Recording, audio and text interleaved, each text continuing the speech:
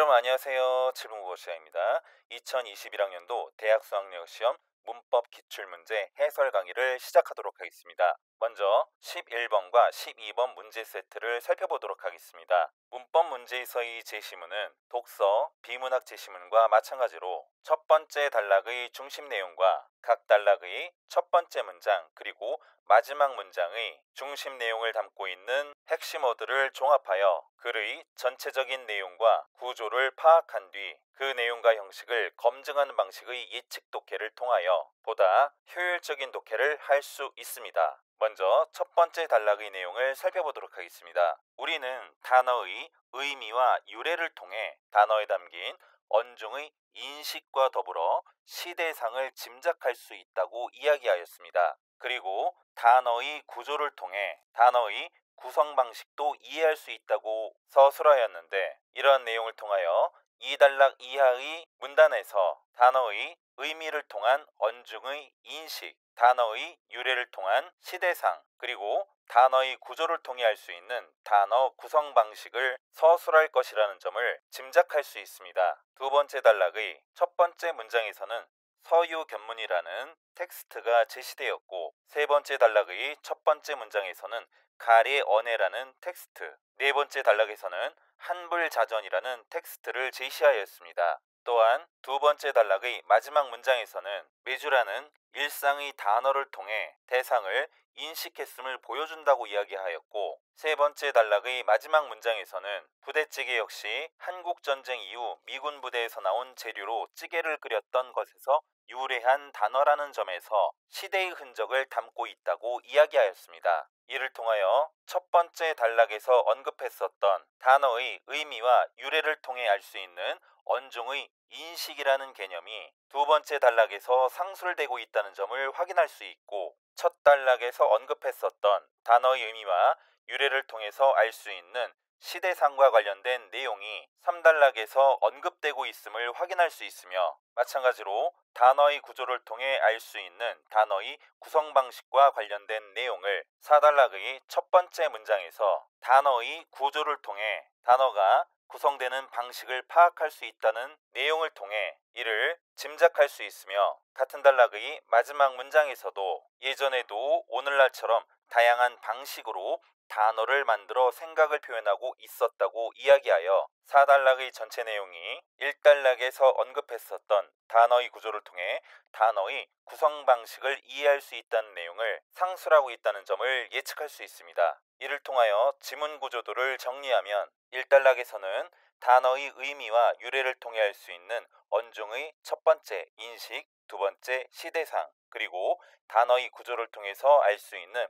단어의 구성 방식, 즉 하위 단락의 전개 방식을 안내하는 도입 단락이라고 할 수가 있고, 이 단락에서는 텍스트, 서유 견문을 통해서 살펴볼 수 있는 단어의 의미를 통해 알 수 있는 언중의 인식에 관련된 내용이 주제임을 알 수 있고, 3단락은 가리의 언해에서 살펴볼 수 있는 단어의 유래를 통해 알 수 있는 시대상과 관련된 내용이 진술되어 있다는 점을 추론할 수 있으며, 4단락에서는 한불자전을 통해서 알 수 있는 단어의 구조를 통해 알 수 있는 단어의 구성 방식과 관련된 내용이 기술되어 있을 것이라는 점을 추론할 수 있습니다. 이를 통하여 첫 번째 단락을 중심으로 2단락과 3단락과 4단락이 각각 병렬적인 구조를 띠고 있으며, 2, 3, 4단락의 내용이 이 글 전체의 본론 단락임을 알 수 있고, 두 번째 단락에서는 언중의 인식을 중심으로, 세 번째 단락에서는 시대상을 중심으로, 네 번째 단락에서는 단어의 구성 방식을 중심으로 관련된 내용이 어떻게 서술되어 있는지를 검증하며 정확하게 독해해야겠습니다. 두 번째 단락에서는 원어기와 전화기의 예를 들어 대상에 대한 인식에 따라 그것을 표현하는 단어가 달라지기도 한다고 이야기하였고, 소전매주라는 어휘를 통하여 일상의 단어를 통해 대상을 인식하고 있음을 보여준다고 서술하였습니다. 세 번째 단락에서는 총각이라는 단어를 예로 들어 과거에 남자도 머리를 따 묶었던 관습을 짐작할 수 있다고 이야기를 하였고, 부대찌개라는 단어를 통하여 그 어휘를 사용했던 당시에 시대의 흔적을 담고 있다고 기술하였습니다. 마지막 단락에서는 두길보기와 산도리를 통하여 관형사가 후행하는 명사를 수식하는 구조, 그리고 단어 구성 요소들이 의미상 목적어와 서술어의 관계로 이루어져 있음을 진술하였습니다. 단락의 내용을 다시 정리하면 첫 번째 단락에서는 원어기, 전어기, 소전매주, 치즈를 통하여 단어의 의미를 통해 알 수 있는 언중의 인식을 서술하였고, 3단락에서는 총각과 부대찌개라는 단어를 통하여 단어의 유래를 통해 알 수 있는 시대상을 기술하였으며, 4단락에서는 두길보기와 산돌이라는 단어를 통하여 단어의 구조를 통해 알 수 있는 단어의 구성 방식에 관련된 내용이 기술되어 있다는 점을 파악하였습니다. 그러면 11번 문제를 살펴보도록 하겠습니다. 기역과 니은을 모두 충족하는 단어만을 보기에서 있는 대로 고르라고 하였습니다. 기역은 관형사가 후행하는 명사를 수식하는 수식구조이고, 니은은 단어의 구성 요소들이 의미상 목적어와 서술어의 관계로 이루어져 있는 것을 말합니다. 그러면 보기의 단어들을 분석해 보도록 하겠습니다. 새해 맞이는 새해를 맞이한다는 의미를 가지고 있기 때문에 앞의 구성 요소와 뒤의 구성 요소가 각각 목적어와 서술어의 관계를 가지고 있다는 점을 알 수 있기 때문에 니은에 해당합니다. 또한 이 단어의 앞에 있는 구성 성분인 새해를 분석하면 새라는 관형사가 지구가 태양을 한 바퀴 도는 동안이란 뜻을 가지고 있는 해라는 명사를 수식하는 구조로 되어 있기 때문에 본문의 기역에 해당한다고 할 수 있습니다. 따라서 선택지 2번과 선택지 3번은 답이 될 수 없습니다. 다음 두말 없이라는 단어를 살펴보도록 하겠습니다. 이 단어는 이러니 저러니 불평을 하거나 덧붙이는 말이 없이라는 뜻을 가지고 있는 부사입니다. 이 단어는 두말 없다라는 형용사의 어간에 부사파생 전미사 이가 결합된 형태로 앞의 구성성분과 뒤의 구성성분은 어근과 접사의 형태로 구성되어 있다는 점을 알 수 있습니다. 따라서 이는 기역과 니은 모두에 해당하지 않습니다. 이 단어의 앞에 있는 성분은 두말이라는 어근과 없다라는 어근이 결합된 합성 형용사이고, 여기에서의 앞에 있는 구성성분을 다시 나누게 되면 두라는 관형사가 뒤에 있는 명사 말을 수식해주고 있다는 사실을 알 수 있습니다. 따라서 두와 말은 기역에 해당한다고 할 수 있습니다. 다음 숨은 그림 찾기를 분석해 보도록 하겠습니다. 이 말의 앞의 구성성분과 뒤의 구성성분은 숨은 그림을 찾는다는 문장 구조를 가지고 있기 때문에 목적어와 서술어의 구성 방식으로 되어 있다는 점을 알 수 있습니다. 여기에서 숨은은 동사 숨따의 어간에 관형사형 전성어미 니은이 결합되어 만들어진 형용사 관형어로서 뒤에 있는 명사 그림을 수식하고 있다는 점을 알 수 있습니다. 따라서 관형사가 뒤에 있는 명사를 수식하는 구조가 아니기 때문에 본문의 기역에는 해당하지 않습니다. 선택지 1번은 예상 답의 항목에서 제외합니다. 네 번째, 한몫하다를 살펴보도록 하겠습니다. 이 단어는 한몫이라는 명사 어근과 동사와 전미사로 통용되는 하다라는 형태수가 결합된 어휘입니다. 이는 한 몫을 하다라는 구조로 환원시킬 수 있기 때문에 목적어와 서술어의 관계라고 할 수가 있고, 앞에 있는 성분인 한 몫은 수관형사 한이 뒤에 있는 명사 몫을 수식해주고 있는 구조라고 할 수 있습니다. 따라서 한몫하다에서 한 몫은 기역의 구조로 되어 있다고 할 수 있습니다. 정답은 선택지 4번입니다. 12번 문제를 살펴보도록 하겠습니다. 윗글과 보기를 바탕으로 추론한 내용으로 적절하지 않은 것입니다. 보기의 첫 번째 선택지에서는 염료인 연지를 입술에 발랐기 때문에 이 단어를 입술연지라고 하였고, 이는 일상용어인 입술과 연지를 사용하여 입술연지라는 새로운 대상을 인식한 예에 해당한다고 할 수 있습니다. 따라서 선택지 1번에서 소젖매주라는 단어는 두 번째 단락에서 언급했던 바와 같이 일상의 단어인 소젖과 발효식품인 메주를 사용하여 우유를 발효시킨 음식이라는 새로운 대상을 인식한 예이기 때문에 입술연지와 동일한 예라고 할 수 있습니다. 보기 두 번째 선택지에서는 변사라는 단어가 과거에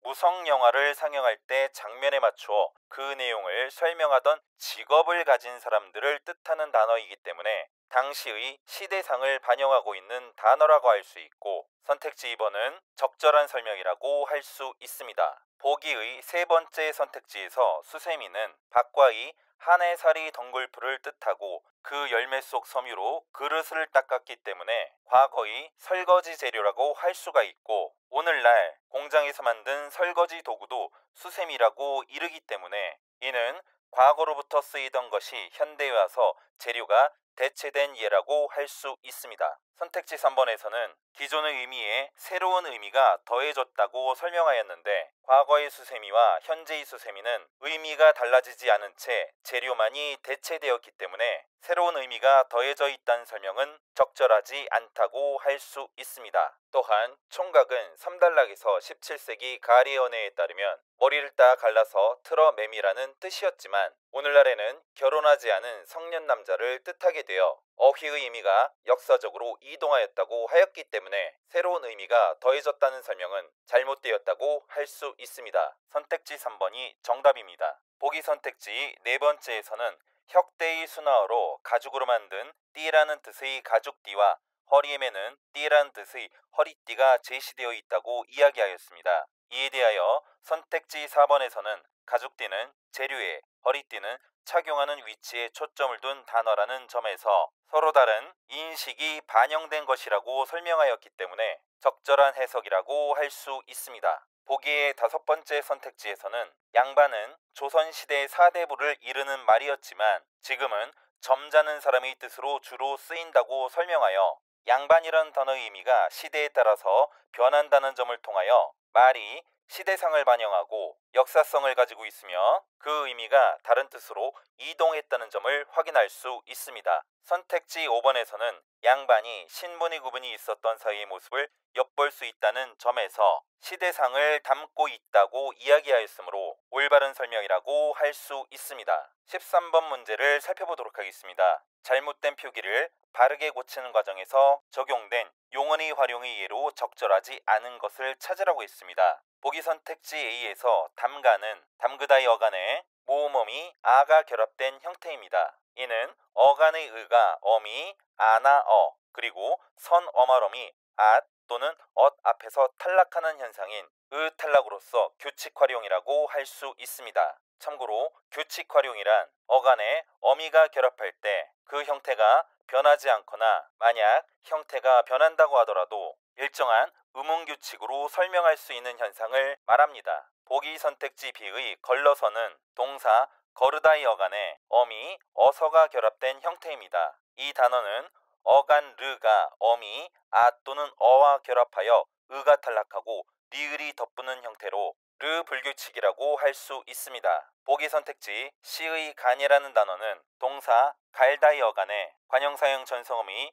니은이 결합된 형태로 어간 리을 받침이 어미, 니은, 비읍, 시옷, 오 앞에서 탈락하는 현상으로 이를 리을 탈락이라고 이야기하며 규칙 활용이라고 할 수 있습니다. 보기 선택지 D 하예떠는 형용사 하야타의 어간에 모음어미 아가 결합된 형태로 주로 색채어에서 많이 드러나는 현상으로 히읗 어간에 어미, 아 또는 어가 올 때 어간에 있는 히읗이 탈락하고 어미도 변하는 현상을 말합니다. 이러한 현상을 히읗 불규칙이라고 이야기합니다. 보기 선택지 다섯 번째 저라는 단어는 기본형 젖다의 어간에 모음어미 어가 결합된 형태로 어간에 있는 시옷 받침이 모음어미 앞에서 탈락하는 현상이므로 수의적으로 일어나며 이를 시옷 불규칙이라고 이야기합니다. 선택지 1번에서 예뻐도라는 단어는 형용사 예쁘다의 어간에 모음어미 어가 결합된 형태로 어간 받침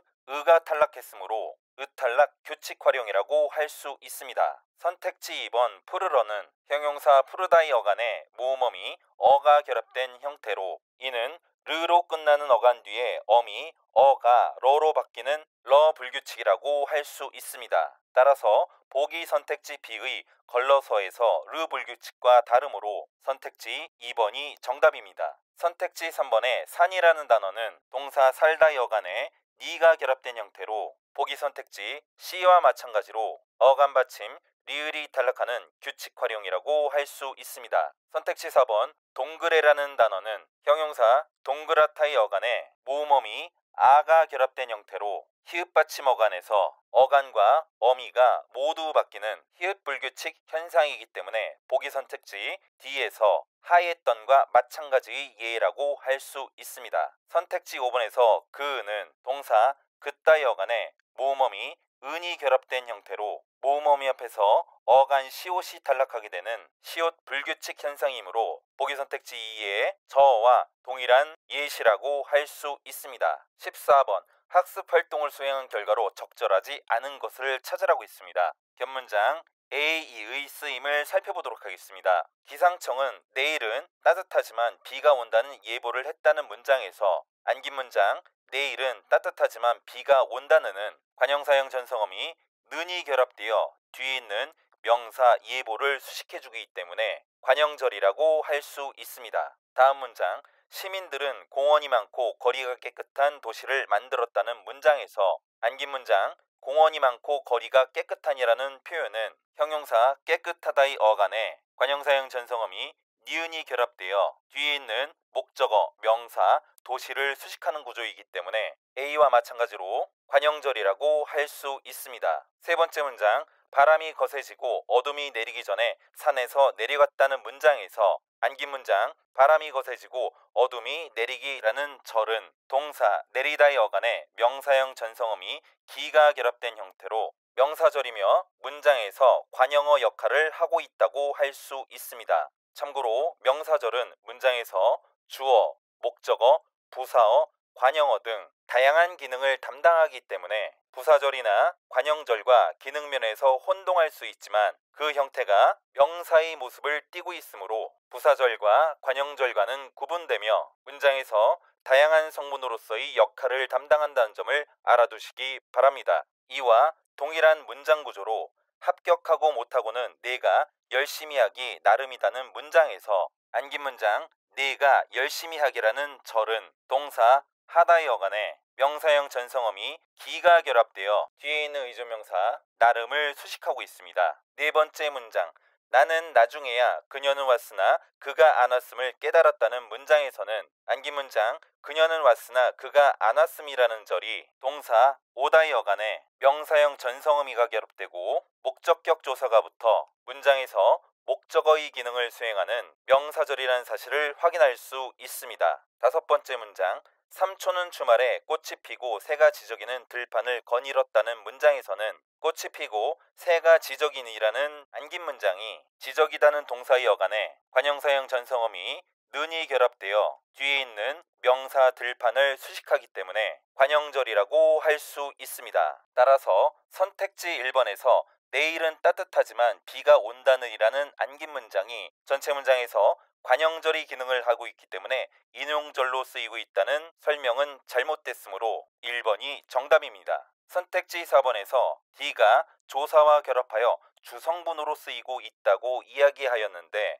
문장의 골격을 이루는 필수 성분인 주성분은 주어, 목적어, 보어, 서술어가 있습니다. 선택지 5번에서 E가 조사와 결합 없이 부속 성분으로 쓰이고 있다고 해설하였는데 부속 성분이란 주성분의 내용을 꾸며 뜻을 더하여 주는 문장 성분으로 부사어나 관형어 따위가 이에 해당한다고 할 수 있습니다. 15번 문제를 살펴보도록 하겠습니다. 보기 나의 기억과 니은에 들어갈 말로 적절한 것을 찾으라 했습니다. 학생의 질문에서 중세 국어의 에와 에가 이중모음이었다는 근거와 선생님의 답변에서 에와 에로 끝나는 체형과 결합하는 조사의 형태가 무엇인지를 안내하는 표를 통해서 정답의 근거를 찾아야 합니다. 보기표 가에서 체연이 자음으로 끝난 경우에는 서술격 조사 이라가 결합됩니다. 어휘 집이라에서 어근 집에 서술격 조사 이라가 결합되어 집이라로 이어졌게 됩니다. 이를 통하여